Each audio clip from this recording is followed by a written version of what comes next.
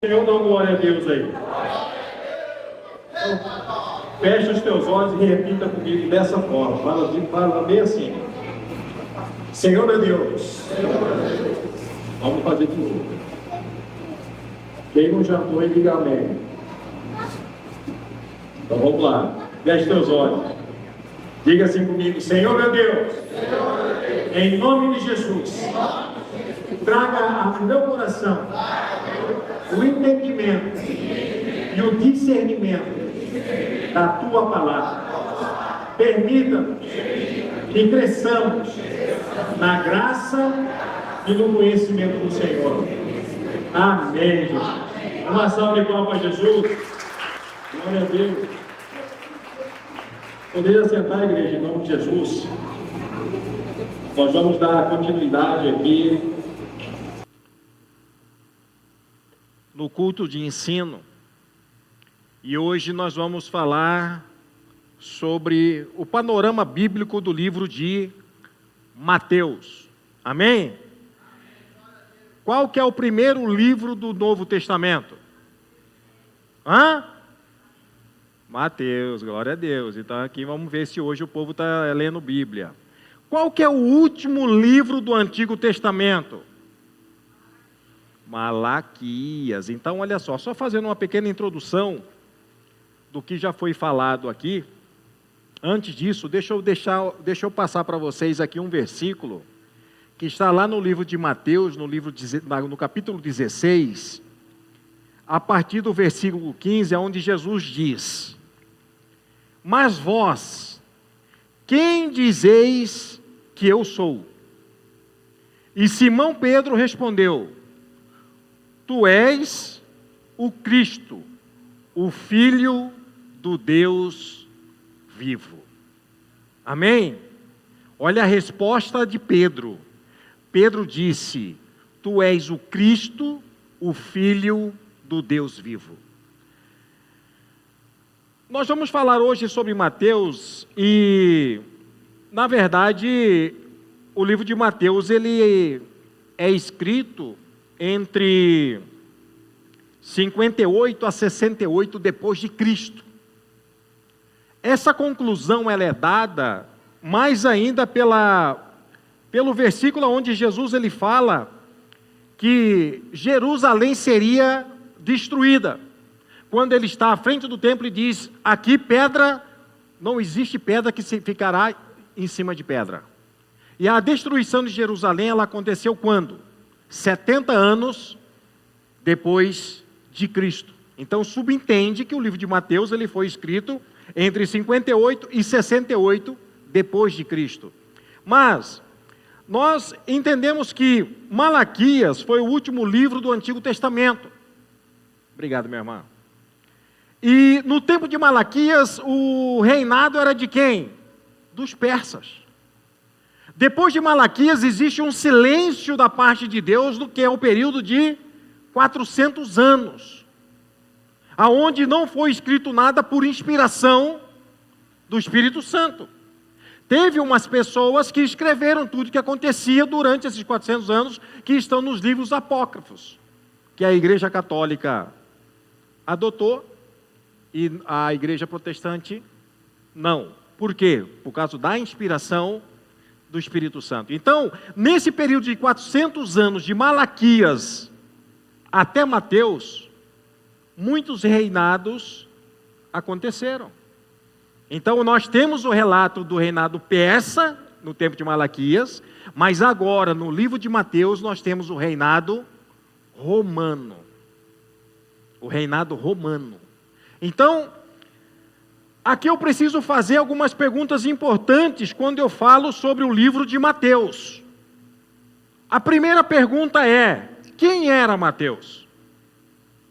Mateus foi um dos escolhidos por Jesus para ser o seu discípulo, sim. Mas antes dele ser chamado para ser discípulo, Mateus ele tinha sua vida circular. Mateus ele era judeu. Mateus ele foi escolhido para ser um cobrador de impostos. E de quem que Mateus cobrava impostos? Dos judeus. Os romanos eles tinham uma estratégia que era algo assim, como que eu posso dizer, muito assertiva. O que eles faziam? Se tivesse uma vila só de franceses, ele levantava um francês para cobrar impostos dos franceses. Se tivesse um grupo de brasileiros aqui, ele levantava um brasileiro para cobrar impostos dos brasileiros. Então, naquele povo, em Cafarnaum, o povo judeu, eles tinham quem? Levi, um judeu, que cobrava imposto dos judeus. E quem era cobrador de impostos tinha algumas vantagens. As vantagens, elas eram o quê? Financeiras. Eles recebiam um valor muito alto, tanto que o cobrador de impostos, geralmente eles eram ricos. E eles eram, na verdade, isentos de pagar impostos. Ele cobrava impostos, mas ele não pagava impostos. E alguns estudiosos dizem que Levi, Mateus, ele tinha uma casa na beira da praia. E ele era a pessoa responsável de cobrar impostos de quem? Dos pescadores. O barco chegava, estava lá Mateus, para saber quanto de pescado foi pego, para ele já cobrar os impostos. Essa era a parte que eu posso dizer que o cobrador de impostos ele tinha de melhor, porque ele ganhava dinheiro e não precisava pagar impostos. Mas em contrapartida, eles eram odiados. Eles eram odiados. Os cobradores de impostos eles eram tidos como traidores do povo. E com Mateus ele não era diferente. Mateus ele era odiado. Na casa de Mateus que Jesus foi para comer, aonde os fariseus indagaram: pode tu, ó mestre, sentar e comer na mesa de republicanos e pecadores? Era na casa de Mateus. Então olha só, Mateus, ele tinha sua vida circular. Mateus, ele tinha um trabalho que era contrariado pelo seu próprio povo, recusado pelo seu próprio povo. Mas Mateus, ele foi chamado por Jesus para ser um discípulo. Ou seja, Jesus, ele chama Mateus de uma profissão onde o povo odiava para fazer aquilo que era o que estava no coração de Jesus. Ele deixou de ser cobrador e começou a ser discípulo do Senhor. Olha o que Deus faz. Olha o que Deus faz. Então, Mateus ele não caiu de paraquedas. Mateus ele foi chamado debaixo de um propósito. Debaixo de um propósito. Mateus, ele escreve o evangelho, que é um dos evangelhos sinóticos. Por que evangelho sinótico? Porque evangelhos sinóticos são o evangelho que fala na mesma visão, tem o mesmo ponto de vista. Isso sobre Mateus, Marcos e Lucas. Se você, claro que aqui todo mundo já leu Bíblia e está lendo Bíblia, você lê Mateus, Marcos e Lucas, eles falam as mesmas coisas de forma diferente, certo? Com o mesmo objetivo, o mesmo foco, não existe divergência. Na verdade, um complementa o outro. Uns são mais detalhistas, outros não. Para vocês terem uma ideia, existem 40 parábolas de Jesus dentro dos evangelhos. E eles estão distribuídos dentro do livro de Mateus, Marcos e Lucas. O livro de João não tem parábola. E por que Jesus falava em parábolas? Era uma forma que ele utilizava para que as pessoas que estavam ouvindo pudessem compreender melhor, porque era a linguagem deles. Por isso que ele usava as parábolas. A outra pergunta que nós precisamos fazer, porque nós já sabemos quem que era Mateus, filho de Alfeu, e trabalhava como coletor de impostos para o Império Romano em Cafarnaum. Mas, quando foi escrito esse livro? É o que nós falamos no início. O livro ele foi escrito 58 a 68 depois de Cristo. Amém? Qual era o tema central do livro de Mateus? Porque todos os livros eles têm um enfoque. Todos os livros eles trazem uma mensagem. principalmente os evangelhos. Então, Mateus, ele tinha uma mensagem central. Qual que era essa mensagem central? Mencionar que Jesus era o Messias e Rei. Jesus era o Messias e Rei. Olha só, isso nós vamos falar nas próximas aulas. Mas Mateus, ele menciona Jesus como o Messias e Rei. Marcos, ele já menciona Jesus como o servo e redentor. Lucas já menciona Jesus como o homem perfeito. Fala sobre o caráter e a sabedoria de Jesus. Olha só a diferença que tem sobre o enfoque que eles trazem, cada um sobre a pessoa de Jesus. Todos estão falando de Jesus, mas cada um fala de uma característica. Por que isso? Isso porque é a intenção de cada escritor para o público que ele está escrevendo. Porque isso tem uma diferença muito grande, né? Um exemplo, se eu vou falar do Evangelho do Senhor para uma pessoa que não é crente, que não é conhecedora da palavra, a gente usa uma forma. Com a igreja já é outra forma, não é? Então, um exemplo, eu não tenho como chegar numa pessoa que não conhece a palavra do Senhor e já ir exortando. Porque o que eu vou fazer com essa pessoa? Eu vou afastar ela, eu vou afugentar ela. Agora, a exortação, para nós que somos conhecedores da palavra, é bênção. É bênção. Porque a exortação, ela é o quê? É uma atitude de amor. Porque se você corrige, é porque você está amando. Você corrige porque você está vendo um erro e você quer ver o quê? Os acertos. Não é assim? Então, para quem que Mateus escreve? Mateus, ele escreve para os judeus. Mateus, ele escreve para os judeus. Mateus, ele usa de uma estratégia, usando a genealogia de Jesus, trazendo desde Abraão até o rei Davi, porque eram pessoas que os judeus tinham um grande respeito. Abraão, porque era o pai da fé, e Davi era o rei mais considerado dos judeus.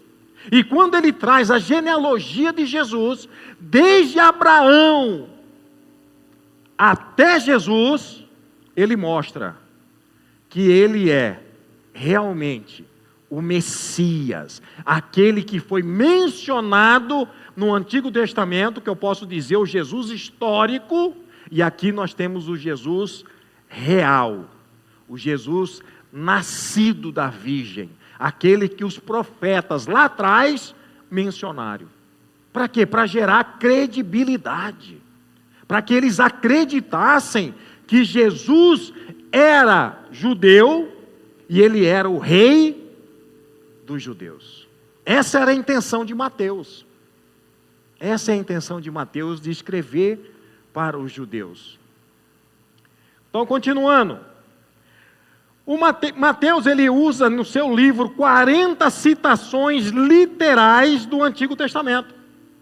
E mais de 60 referências. E nessas referências, olha só, ele coloca aqui as palavras que foram mencionadas referente ao Messias, aquele que há de vir.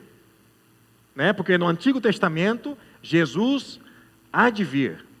Agora, Mateus está dizendo, ele já veio, ele está aqui, ele é o Messias, é ele que é o rei dos judeus. Agora presta atenção nisso aqui que eu achei muito interessante. No livro de Mateus, ele usa a expressão reino dos céus.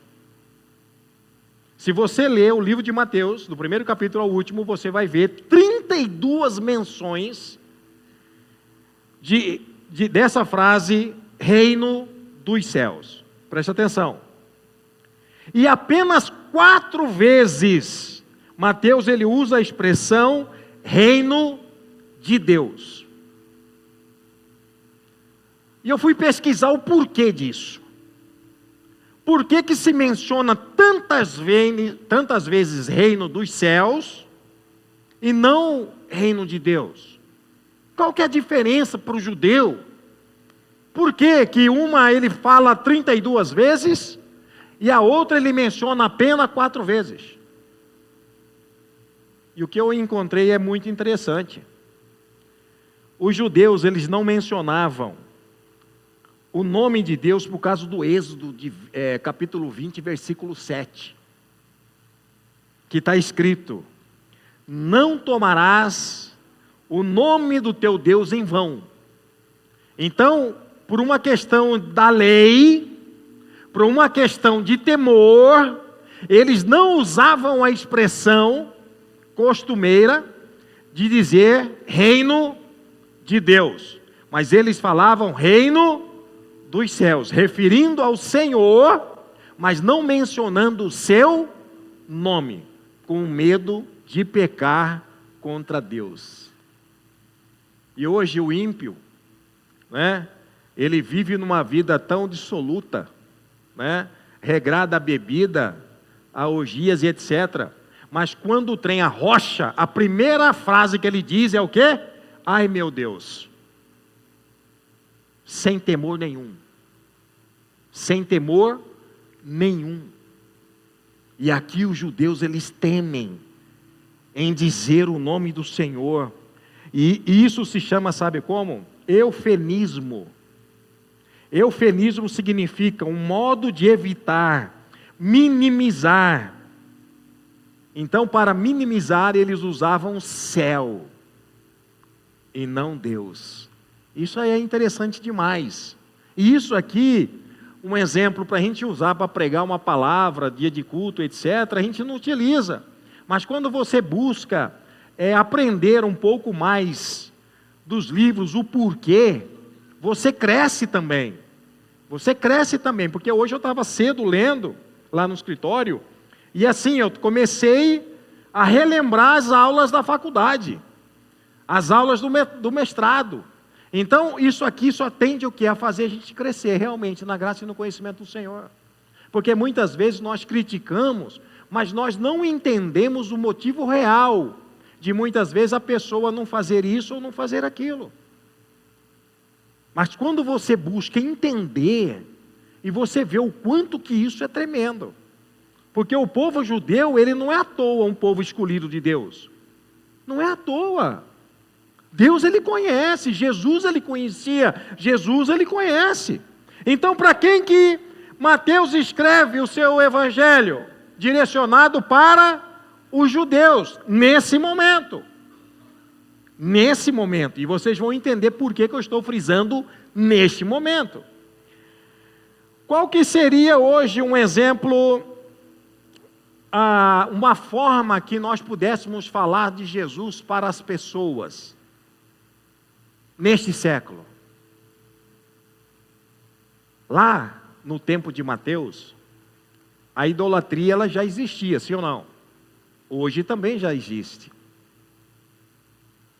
Quando nós falamos hoje sobre Jesus para as pessoas, nós dizemos que Jesus ele é o quê? Nós dizemos aquilo que Jesus afirma que ele é. Jesus disse: eu sou o caminho, a verdade e a vida. Então, quando eu digo, olha, Jesus é o único caminho, eu não preciso dizer para aquele que é devoto do santo A, B ou C, olha, esse santo seu aí, ó, tem poder nenhum não, irmão. Eu não preciso dizer isso. Quando eu digo, olha, Jesus é o único caminho, não existe outro. Para um bom entendedor, meia palavra basta, certo? Aqui, Mateus ele usa uma linguagem também aonde ele não fere as pessoas. Ele usa uma forma de quê? De trazer as pessoas para que possa ser ouvida. Presta atenção, 400 anos, Deus em silêncio.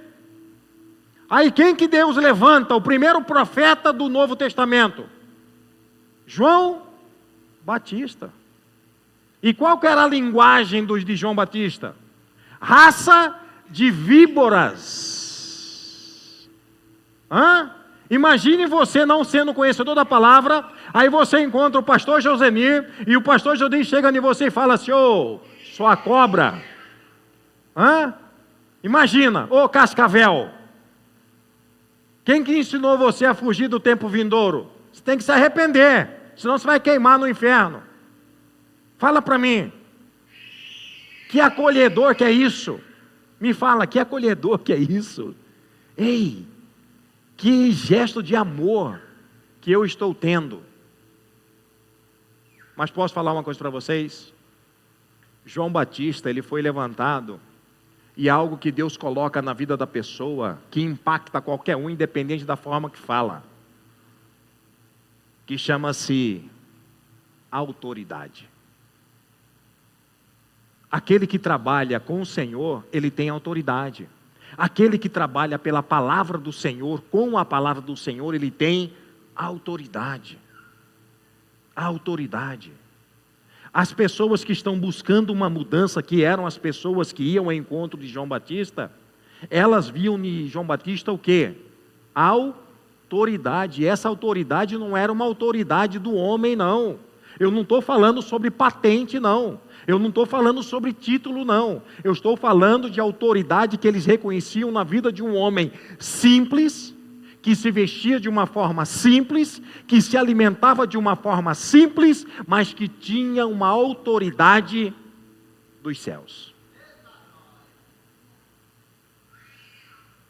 O que impõe autoridade na minha vida, na sua vida, não é a roupa que eu visto, não é o carro que eu ando, não é a casa que eu moro, não é o lugar que eu trabalho, mas e sim o Deus que eu sirvo. É isso que impõe autoridade. E isso tem que ser na minha vida e na sua vida. Tudo que foi escrito aqui, foi escrito debaixo de autoridade. Mateus, ele não escreve o evangelho de qualquer forma. Mateus, ele escreve debaixo de uma inspiração divina. Amém? Glória a Deus.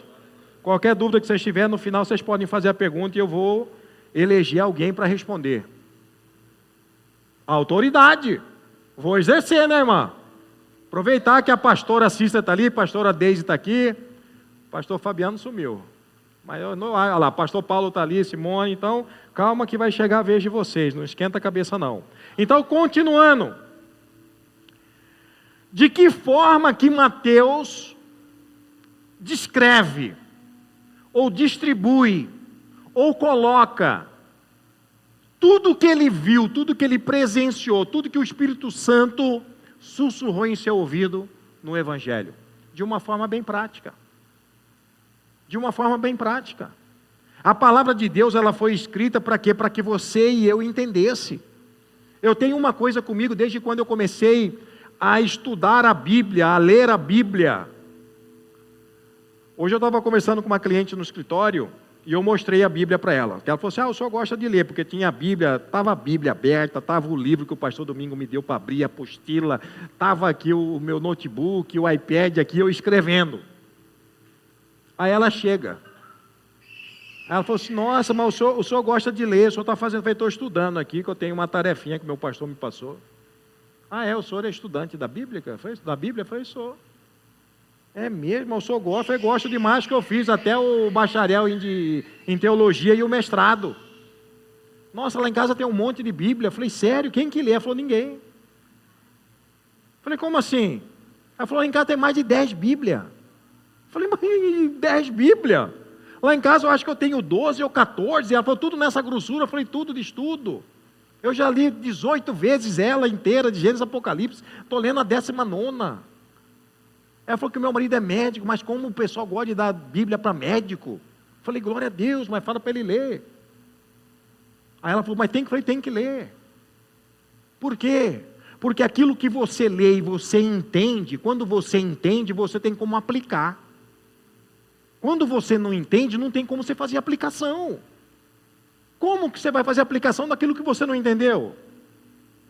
Quantos estão me entendendo? Então eu preciso buscar esse entendimento. Então Mateus, ele traz o Evangelho de uma forma clara, não somente ele. Não somente ele, como os demais também. Mas olha só, do capítulo 1 até o capítulo 4, versículo 11, Mateus ele fala sobre a chegada do rei. Quem é o rei? Jesus. Aqui que ele menciona o rei, é o rei dos judeus. Então olha só, do capítulo 1 ao capítulo 4, versículo 11, Mateus ele fala sobre o nascimento de Jesus, sobre a visita dos reis magos, a fuga para o Egito, a questão de fugir para o Egito, José e Maria pegar Jesus menino e fugir para o Egito para não ser morto. Lembra de quem? De Moisés. Sim ou não? Moisés ele foi levantado para ser o quê? O libertador do povo hebreu. Sim ou não? Foi escondido na onde? Na casa do inimigo.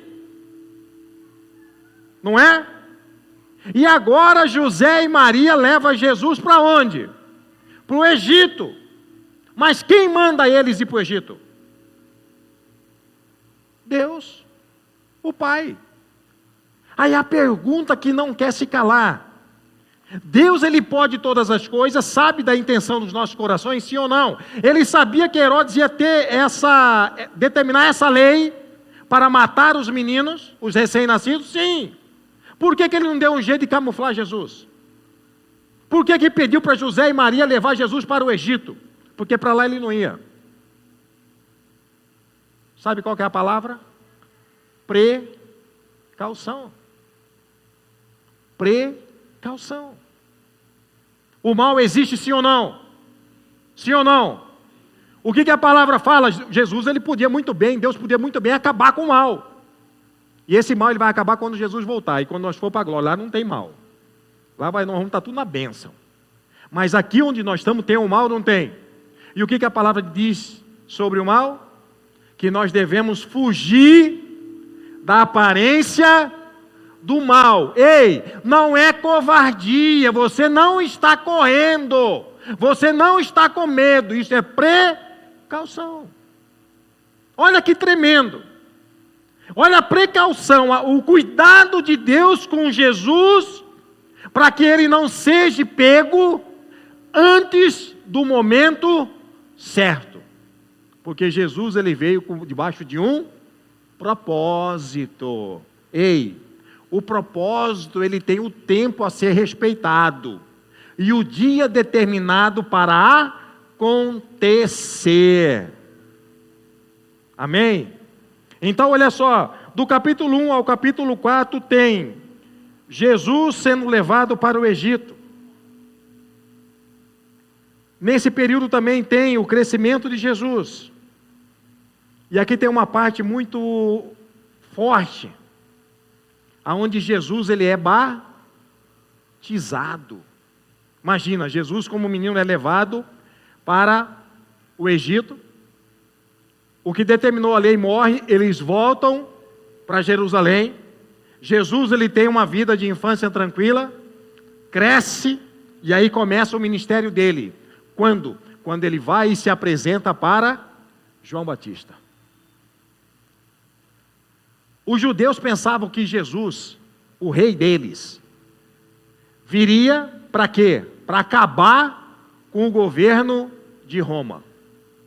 Eles imaginavam uma pessoa que ia vir tipo o Conan, o bárbaro, com uma espada daquelas de fogo, um exemplo, e acabar com o romano, vai libertar a gente. Mas ele veio para libertar, mas não dessa forma. Ele não veio libertar dessa forma. Então, Jesus ele veio também não para abolir a lei. Jesus ele veio para cumprir a lei. Olha só, o primeiro fato, onde diz tudo sobre quem é Jesus, está aqui. Quando ele se apresenta para João Batista e pede para ser batizado. Por quê, pastor? Eu vou te explicar. 3 coisas acontecem aqui, que Mateus ele traz de uma forma tão rica, aonde só engrandece o nome do Senhor. Primeiro, Jesus ele é batizado por João Batista. O batismo de João era referente a quê? Pecado. Jesus tinha pecado? Mas por que, pastor, que ele foi batizado? Para cumprir a lei. Jesus, ele foi batizado para cumprir a lei. Quando Jesus, ele cumpre a lei, acontece dois fatos que marcam a história. Quais são os dois fatos? Jesus, ele sai da água e a Bíblia fala que o Espírito Santo desce numa forma corpórea de pomba. Não era uma pomba. Presta atenção. Eu já vi muita gente dizer que o Espírito Santo desceu sobre Jesus, que ele era uma pomba. Não, era uma forma corpórea, parecia uma pomba. Você quer ver um exemplo? Quem aqui já brincou quando criança de olhar para as nuvens e ver os bichinhos? Esse dia nós estávamos andando aí, eu e minha esposa, e ela começou a ver bicho. Quase que eu fiz igual o Elias, né? Eliseu, né? Falei, Senhor, abra meus olhos e faça eu enxergar igual a minha esposa. Mas não fiz isso. Porque a gente vê ou não vê? Então foi uma forma corpórea. Presta atenção. Jesus tem ali o revestimento do Espírito Santo. E depois que isso acontece, o Pai, ele brada: eis o meu Filho amado, em quem me comprazo, em quem tenho muito prazer. E alguns estudiosos dizem que não foram todos, mas muitas pessoas conseguiram ouvir a voz afirmando: eis o meu Filho amado. Até me arrepia isso. Precisa mais alguém dizer alguma coisa? Se Deus fala, precisa?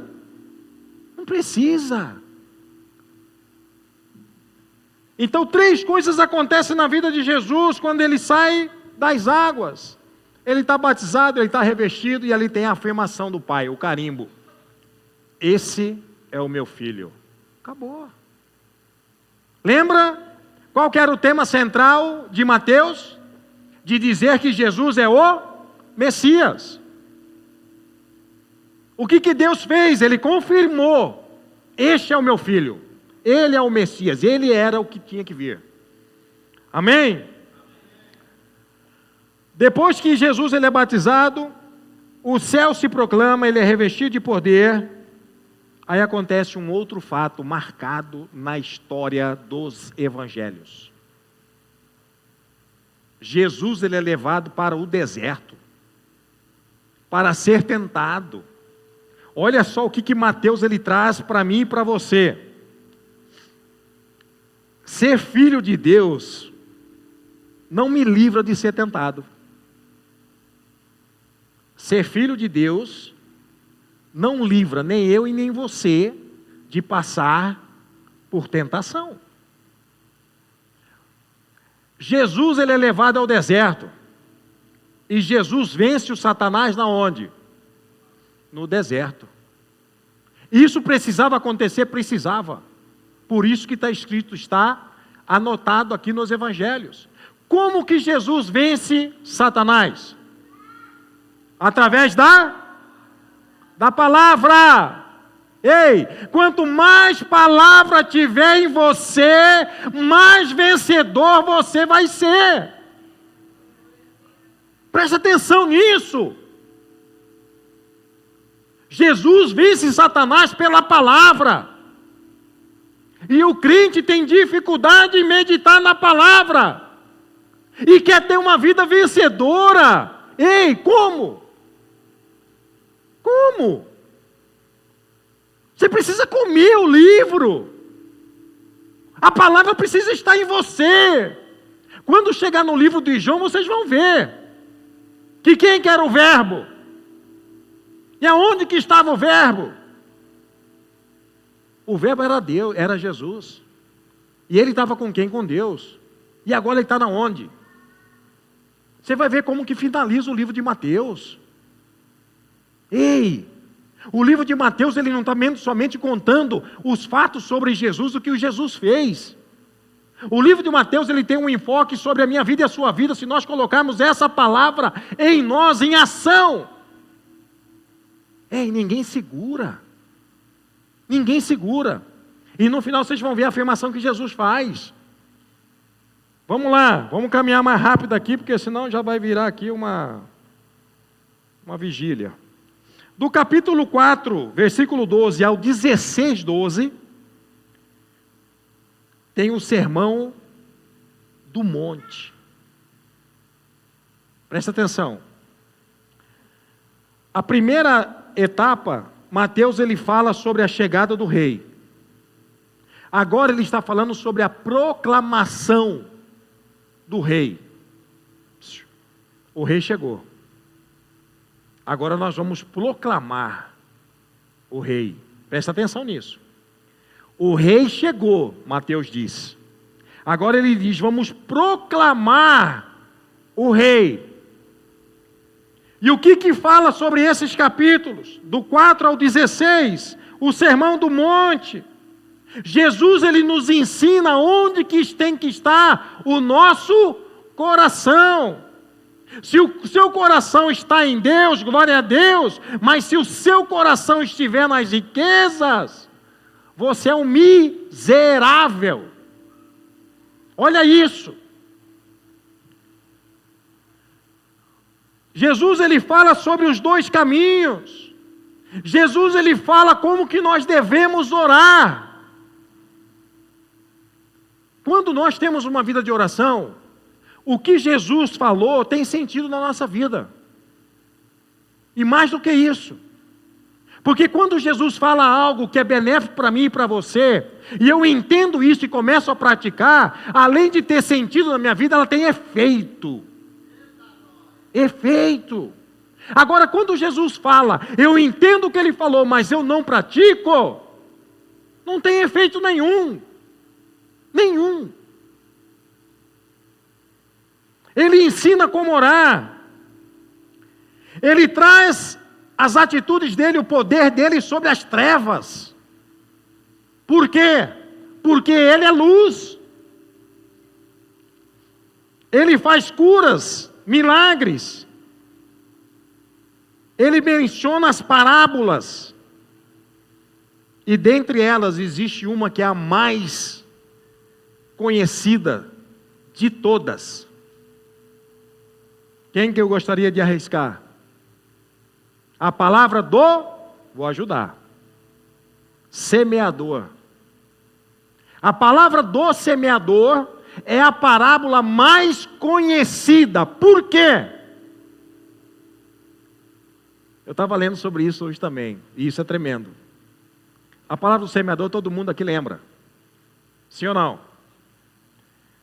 O semeador ele sai para semear, e algumas sementes caem na beira do caminho, certo?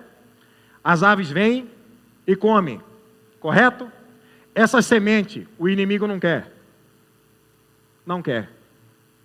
Aí a Bíblia fala, Jesus ele conta sobre as sementes que o semeador sai e ele joga e cai no terreno pedregoso. Sim ou não? Essas aí o inimigo não quer. Mas tem aquelas que ele cai, que ele joga, e cai na terra fértil. É essa que o inimigo quer. Aquela palavra que é jogada dentro do teu coração, que é a terra fértil, que pode gerar frutos, que pode fazer você mudar de vida. É essa semente que o inimigo quer arrancar. Quer tirar. Por quê? Porque quando ele tira a semente que caiu no seu coração, que seria um lugar fértil, você deixa de dar frutos.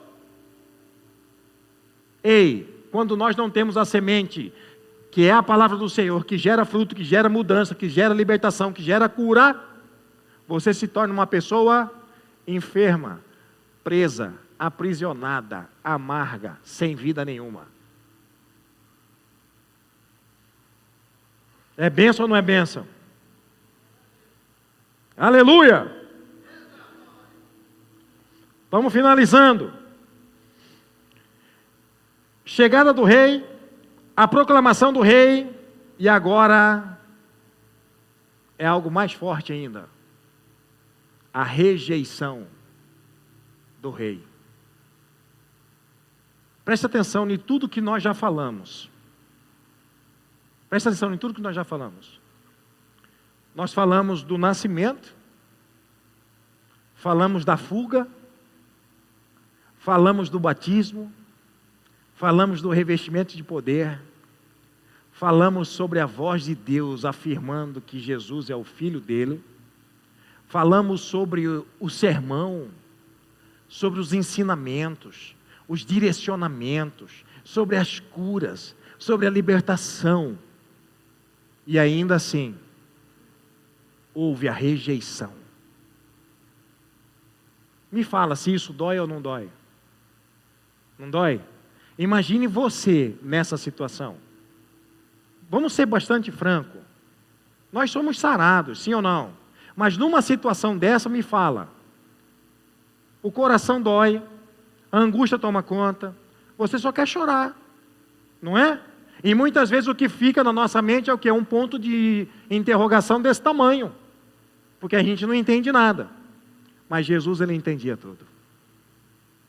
Jesus, ele sabia que tudo isso era necessário. Padecer, sofrer, negar-se a si mesmo, se fazer pecador por nós. E é isso que ele está fazendo. E aqui Mateus ele traz a rejeição do rei, do capítulo 16, 13 ao 20 e 34. Nesses capítulos, Jesus ele prepara os discípulos. Por quê? Alguém vai ter que continuar falando do Evangelho. Alguém vai ter que falar sobre quem é Jesus. E aqui estão os discípulos que foram chamados para essa missão, como eu e você. Nós fomos chamados, não foi para ficar nesse banco aí não. Esse banco é alguns minutos que a gente fica aí recebendo a instrução do Espírito Santo para que a gente possa lá fora colocar em prática. Através de quê? Palavras, pastor? Não. Através da sua vida, através do seu testemunho. Então Jesus ele prepara os discípulos. Vem a confissão de Pedro, que é o versículo que nós lemos: tu és o Cristo, o Filho do Deus vivo. Vem o momento da transfiguração, aonde está ali Jesus, Elias e Moisés. Eu já li muito sobre isso. Os teólogos eles falam, cada um fala uma coisa diferente. Mas tem uma pessoa que eu li, um comentário de John MacArthur, que foi, para mim, o mais assertivo. Que ele diz que ali foi uma representação da lei, Moisés, profetas, Elias e a graça.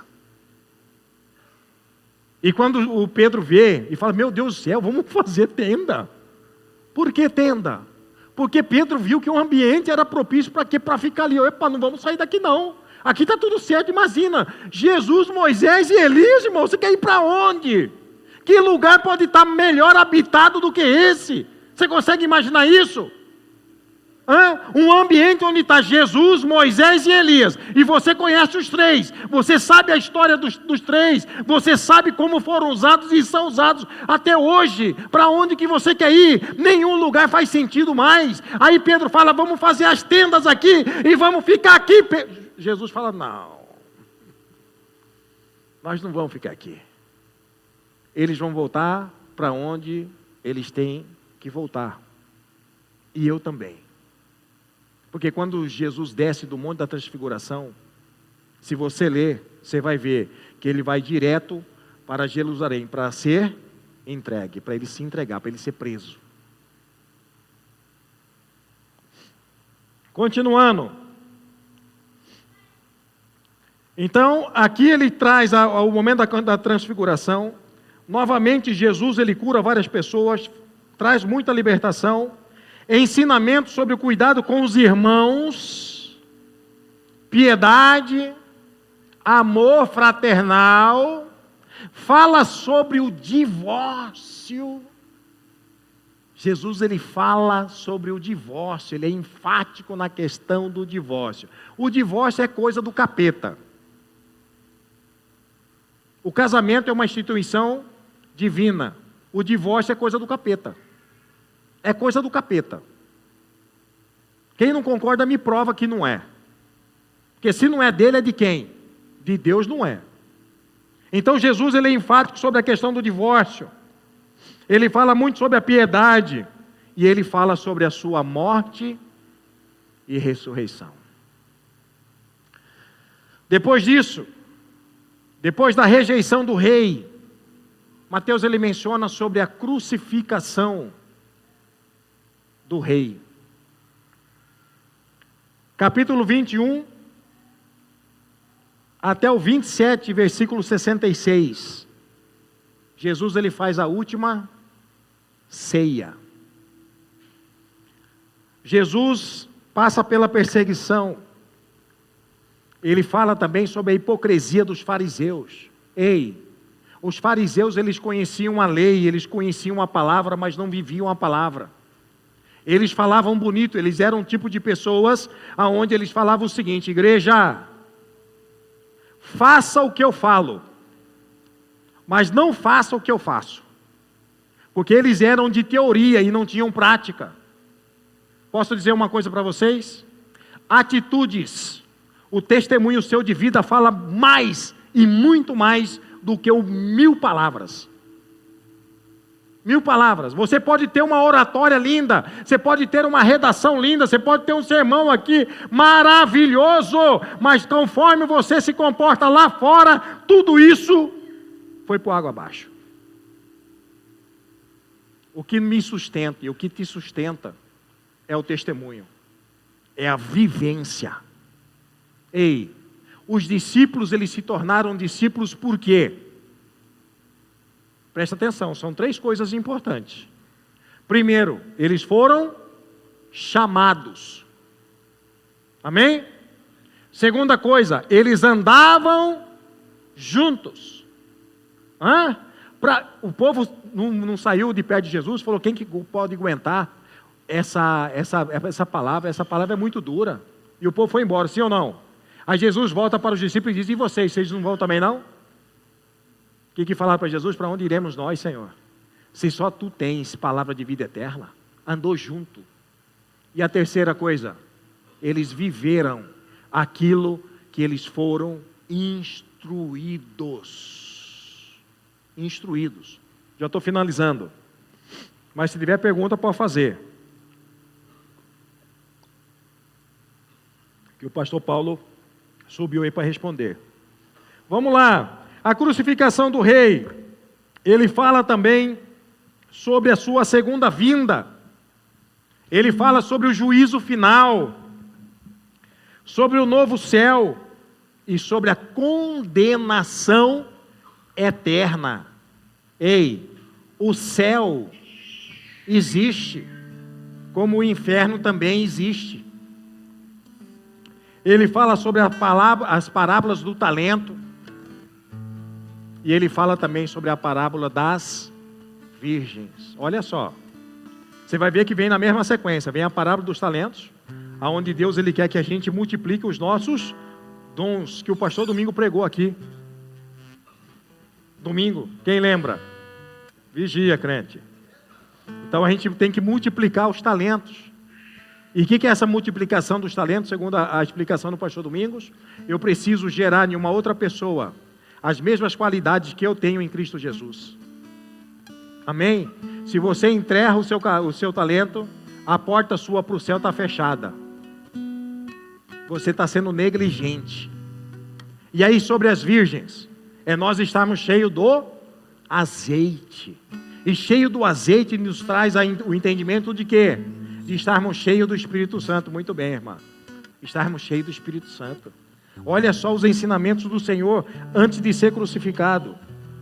Aí ele fala sobre a sua morte e o sepultamento.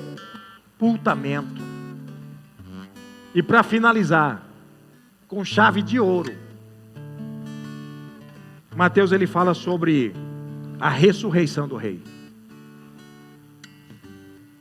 no capítulo 28, de 1 ao 20, ele diz sobre a sua ressurreição e sobre a grande comissão. Qual era a grande comissão?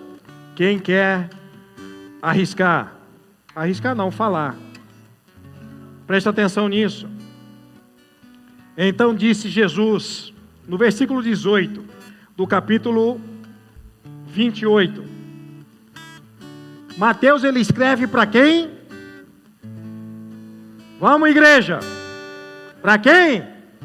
Para os judeus, glória a Deus. Olha como que finaliza o livro de Mateus.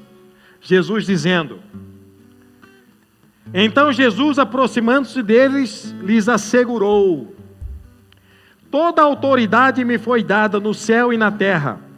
Portanto, ide e fazei discípulos de todas as nações, não, de todos os judeus. É isso? Fazei discípulos de todas as... Ei, não é mais só o judeu. É todos aqueles que crê. E para que se tornem discípulos, batizando-os em nome do Pai, do Filho e do Espírito Santo, ensinando-os a obedecer a tudo quanto vos tenho ordenado. E assim eu, Jesus, estarei permanentemente convosco até o fim dos tempos. Fala sério. O livro de Mateus é maravilhoso, não é? O relato de Mateus é maravilhoso, não é? Você sabe por que o relato de Mateus é maravilhoso demais? Porque o relato de Mateus não fala de si mesmo. O relato de Mateus não fala sobre o homem. Porque se o relato de Mateus falasse do homem, o homem ele é falho, o homem ele é pecador, o homem ele é pó. Mas o relato de Mateus, ele fala sobre Jesus, perfeito, santo, o Messias, o rei não somente dos judeus, mas o nosso rei, o nosso Senhor, o nosso Salvador. Amém? Glória a Deus. Uma salva de palmas para Jesus.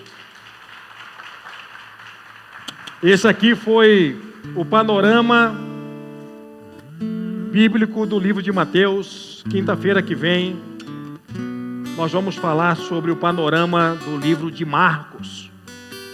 E a intenção do pastor Domingos é terminar o Novo Testamento. E depois nós entramos no Velho Testamento com um entendimento um pouco mais claro para mim e para você sobre o período da graça. Amém? Glória a Deus. E quem tiver dúvidas ou perguntas, vocês têm o número do pastor, pode mandar uma perguntinha lá para ele, ou várias, sem problema nenhum, tá bom? Que Deus abençoe a vida de vocês, em nome de Jesus.